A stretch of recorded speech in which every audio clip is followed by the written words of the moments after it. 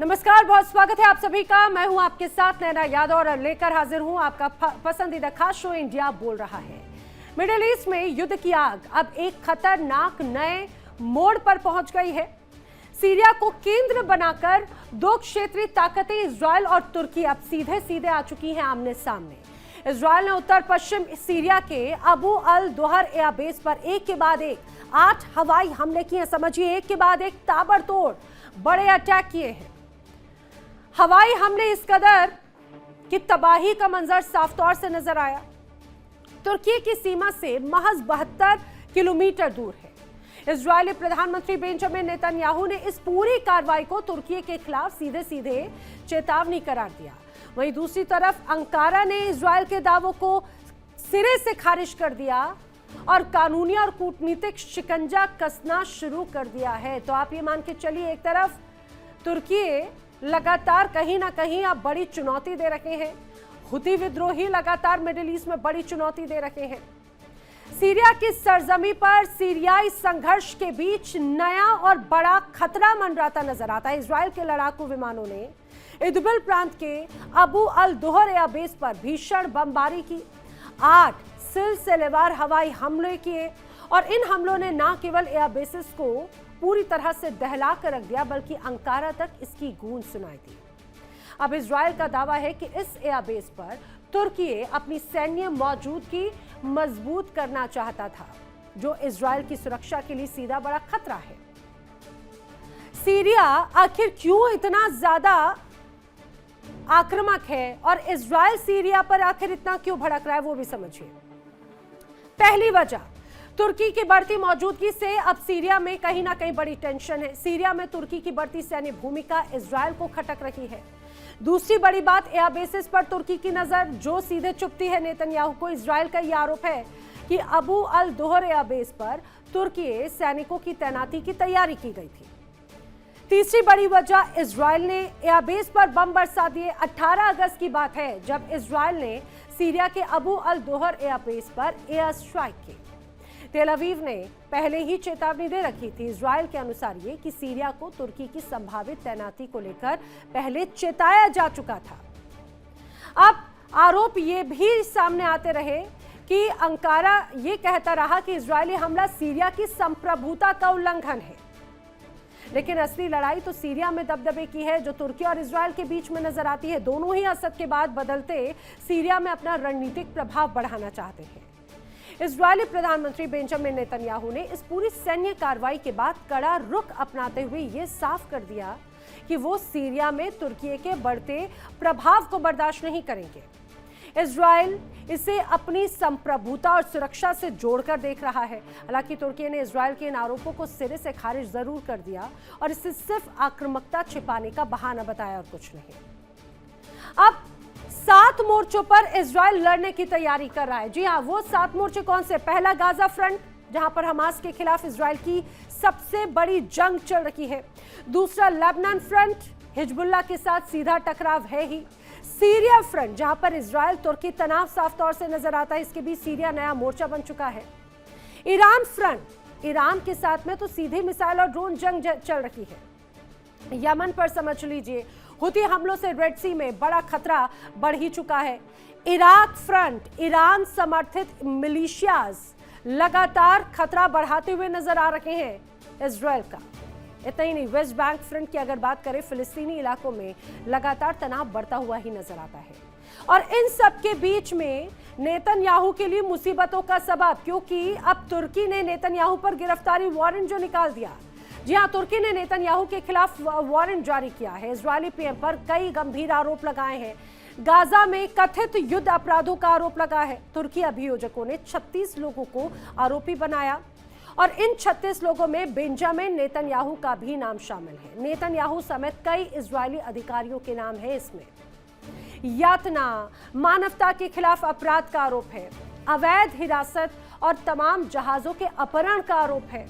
मई 2026 में फ्लोटिला रोकने का बड़ा मामला सामने आया था और वारंट के बाद में माना जा रहा है दोनों देशों का टकराव और भी ज्यादा बढ़ सकता है। सैन्य टकराव के साथ साथ ये जो जंग है कानूनी मोर्चे पर भी भड़क चुकी है। गाजा जा रहे अंतर्राष्ट्रीय मानवीय सहायता फ्लोटिला को कई बार रोका गया और उस पूरे मामले में तुर्की ने सख्त कदम उठाए। तुर्की के न्याय मंत्री अकिन गुरलेक के अनुसार इजरायली प्रधानमंत्री बेंजामिन नेतन्याहू और शीर्ष अधिकारियों के खिलाफ देश की अदालत से गिरफ्तारी वारंट जारी किए गए। इतना ही नहीं, इंटरपोल के जरिए रेड कॉर्नर नोटिस जारी करने की जो औपचारिक प्रक्रिया है वो भी शुरू की जा चुकी है। अब सीरिया में इजरायल और तुर्की के बीच में बढ़ता ये तनाव सिर्फ एक क्षेत्रीय मुद्दा नहीं है, दो मजबूत सैन्य शक्तियों के बीच में सीधी खींचतान है जो पूरे मिडिल ईस्ट को एक और बड़े क्षेत्रीय युद्ध की ओर धकेल सकती है। अब देखना यह है कि अंतर्राष्ट्रीय समुदाय इस बढ़ते टकराव को रोकने के लिए क्या कदम उठाता है। बेंजामिन नेतन्याहू की मनमर्जी को रोकने के लिए क्या कोई ठोस कदम उठाए जाएंगे, क्योंकि नेतन्याहू पर हमेशा से अमेरिका का साथ रहा और यही वजह है कि नेतन्याहू अमेरिका की छत्र छाया में वो सब करते रहे जो उनको ये लगा कि ना सिर्फ इजरायल को सुरक्षा देगा, खुद को सुरक्षा देगा, भले ही अपने आसपास इर्द गिर्द एक अलग युद्ध का मोर्चा क्यों ना उन्होंने खड़ा कर दिया हो। लेकिन क्या अब नेतन्याहू की मुश्किलें बढ़ रही हैं और क्या नेतन्याहू को उनके प्रिय मित्र डोनाल्ड ट्रंप बचा पाएंगे? तमाम बड़े सवाल हैं, करेंगे चर्चा। खास मेहमानों का पैनल कनेक्ट हो रहा है मेरे साथ। Defence expert retired brigadier Vinod Dutta मेरे साथ कनेक्ट हो रहे हैं। Defence expert retired group captain Tapish Chaudhary मेरे साथ में कनेक्ट हो रहे हैं। फॉरेन एक्सपर्ट अरविंद सिंह तेजावत मेरे साथ कनेक्ट हो रहे हैं। ईरान मामलों के एक्सपर्ट हकीम रजा भी मेरे साथ में कनेक्टेड हैं। आप सभी का इस चर्चा में बहुत स्वागत है। ब्रिगेडियर विनोद दत्ता जी, सबसे पहले शुरुआत में आप ही से कर रही हूँ। सबसे इंपॉर्टेंट क्वेश्चन तो ये, क्या एक नया वॉर फ्रंट भी अब क्रिएट कर रहे हैं नेतन्याहू? जिस तरह से हम देख रहे हैं, चाहे सीरिया हो, इराक, और एक लगातार तनाव यहां पर बढ़ता हुआ नजर आता है। हाँ बिल्कुल, आप देखिए, जब से इजराइल का जन्म हुआ है 1948 से अगर आप देखें तो इजराइल के लिए ये इतने फ्रंट्स पे टैकल करना कोई नई बात नहीं है। आप देखिए, जैसे ही सन 48 में इजराइल वजूद में आया तो एक 6 नेशन वॉर होती है। उसके बाद फिर 1973 में योम किपर वॉर पे जाता है वो, फिर जो अरब कंट्रीज हैं उनके साथ युद्ध में जाता है। तो इजराइल की ये फितरत में है कि साहब वो बाकी के इतने कंट्रीज के साथ उसके जो रिश्ते हैं उनमें हमेशा तनाव रहा है और उसने हमेशा बखूबी अपने आप को डिफेंड किया है। रही बात सीरिया की, देखिए सीरिया में एज इट इज आप देखिए गोलन हाइट्स का जो एरिया है वो इजराइल ने ऑलरेडी काबू कर रखा है। उसके बाद का भी जो एरिया है जहां यूनाइटेड नेशंस के ट्रुप्स डिप्लॉयड हैं, तो कुछ एरिया तो डिसएंगेजमेंट वाली उसमें आता है कैटेगरी में, और बाकी में उसके इजराइल के अपने ट्रुप्स हैं। तो इजराइल के लिए मतलब इतने फ्रंट्स पे खेलना या इतने फ्रंट्स को एड्रेस करना कोई नई बात नहीं है। और नेतन्याहू साहब तो देखिए अब बिल्कुल साफ और वाजे हो गया है कि वो हमेशा कोई ना कोई इस तरह का मतलब ही wants to keep the spot boiling, क्योंकि उसे मालूम है कि जैसे ही वहां शांति आई इजराइल में या ये वॉर लाइक सिचुएशन या वॉर खत्म नहीं हुआ तो उनको सबसे पहले अपदस्थ किया जाएगा और उनको उनके खिलाफ वहां कानूनी कार्रवाई की जाएगी। तो वो ये नहीं चाहते, मतलब even at the cost of nation, वो ये चाहते हैं कि साहब मतलब वहां इस तरह की सिचुएशंस बनी रहें और वो जो सत्ता है उसमें काबिज रहें। हालांकि इजराइल में भी इसका विरोध काफी देखने को मिल रहा है।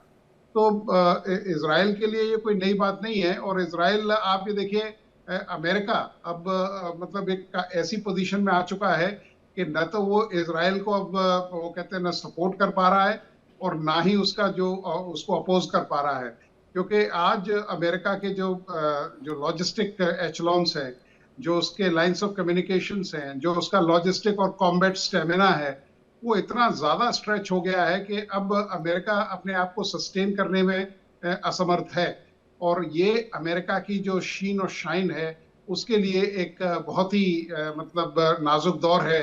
और अमेरिका को अपना अगर वर्चस्व बना के रखना है तो इसको दोबारा उसको रीगेन करना पड़ेगा, क्योंकि आज की तारीख में अमेरिका मतलब वो जो स्टेटस था वो खो चुका है, क्योंकि लोग ये कह रहे हैं कि साहब ईरान जैसे छोटे देश ने उसके घुटने टिका दिए हैं।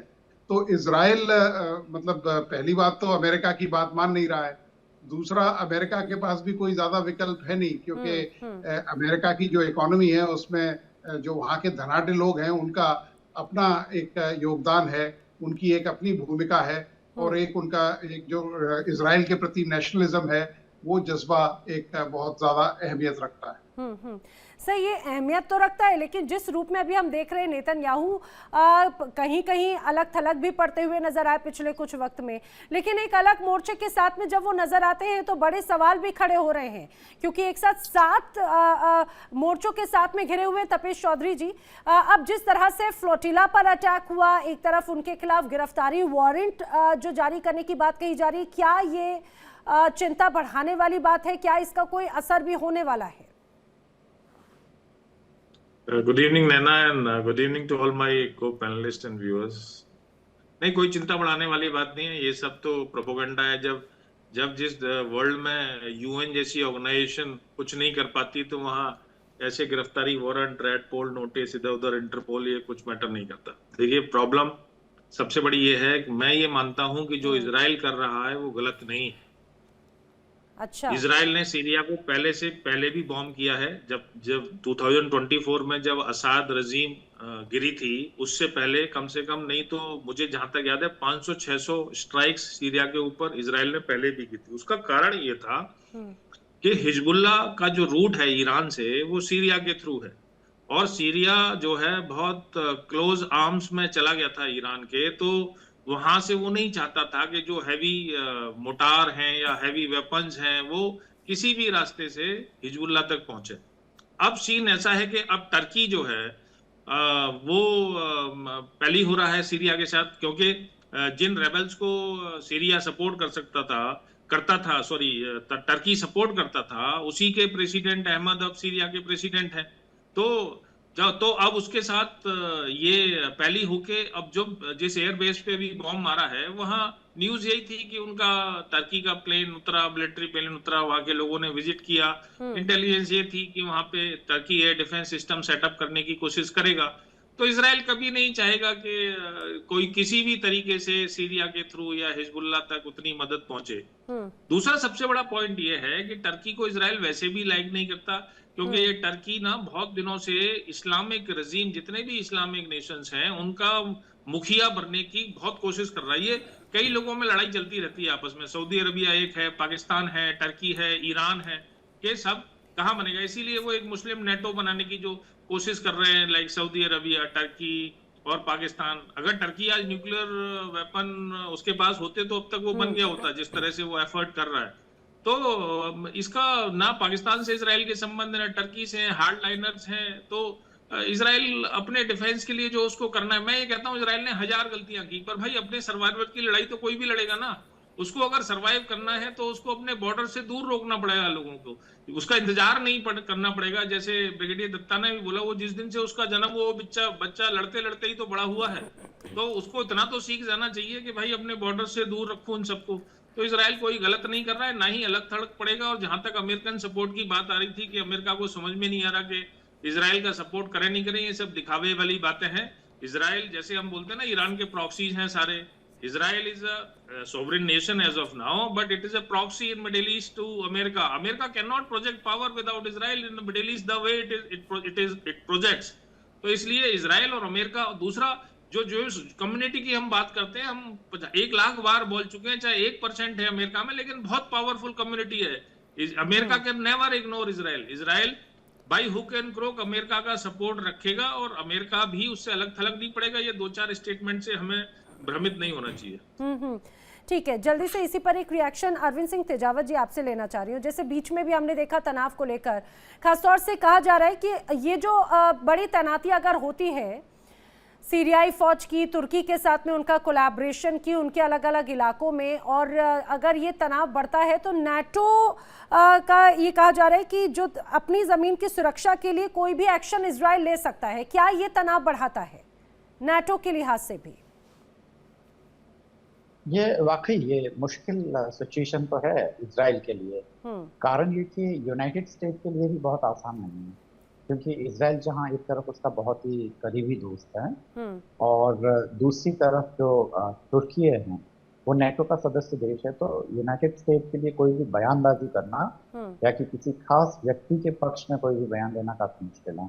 हालांकि ये अलग बात है कि वहाँ के जो यूएस एम्बेसडर हैं, उन्होंने जो बेन्यामिन नेतन्याहू है उनके खिलाफ एक बयान दिया है और कहा कि वो जो कर रहे हैं वो ठीक नहीं, जो काफी हद तक सही भी है। अगर हम ये जो सामान्य बातें हैं कि ज्यूस लॉबी काफी ताकतवर हैं, या जो जो नॉर्मली हम डिबेट का जो बहुत सारी बातें हैं हिस्सा है, खासकर जो करप्शन के चार्जेस हैं नेतन्याहू पे, इन तमाम चीजों को एक तरफ ही रख लेना चाहिए। तो अभी जो नए डेवलपमेंट हो रहे हैं उसमें हमें ये ध्यान रखना होगा कि इजराइल में इनसिक्योरिटी बहुत तेजी से बढ़ रही है, और इसका कारण ये है कि पहले जहां उनका कोई दुश्मन इतने मजबूत नहीं थे, इजराइल ने पूरे फिलिस्तीन पे कब्जा इसलिए कर लिया, उनके सेटलर्स इसलिए लगातार वहाँ सक्सेसफुल रहे क्योंकि अभी तक वहाँ पे जो उनसे बातचीत करने वाले लोग थे वो शांति की भाषा बोलते थे, या इतने हद तक वो नहीं थे। पर अब जो उनके दुश्मन खाली हमास ही नहीं है, बहुत तेजी से बढ़ रहे हैं, और सीरिया में भी कम से कम 4 छोटे मोटे ऐसे ग्रुप हैं जो इजराइल के खिलाफ आगे आने वाले भविष्य में बहुत जबरदस्त उनके लिए खतरनाक साबित हो सकते हैं। मामला वहीं खत्म नहीं हो रहा है, इराक में जो खासकर इराकी मिलिशिया है वो तैयार हो रहा है। हुतीस के बारे में तो हम अक्सर बात करते ही नहीं, तो बहुत तेजी से इंसिक्योरिटी पनप रही है, और इसराइल के अंदर ये जो वहाँ के जो पढ़े लिखे लोग हैं और जो खासकर भविष्य को लेकर जिनका अध्ययन पीठ है, उनको ये अच्छे से है कि जो खासकर नेतन्याहू जैसे जो एक्सट्रीमिस्ट लोग हैं, जो खासकर नेशनलिज्म की बात करते हैं, यहूदीवाद की बात करते हैं, क्योंकि उन्होंने अर्दोगान के खिलाफ जो बयान दिया है अभी। देखिए इंडिया डेली 24/7 अब आपकी स्मार्ट टीवी पर। इंडिया डेली मौजूद है सभी डिजिटल प्लेटफॉर्म पर लाइव और लगातार। इंडिया डेली 24/7 हर दिन राष्ट्र को समर्पित।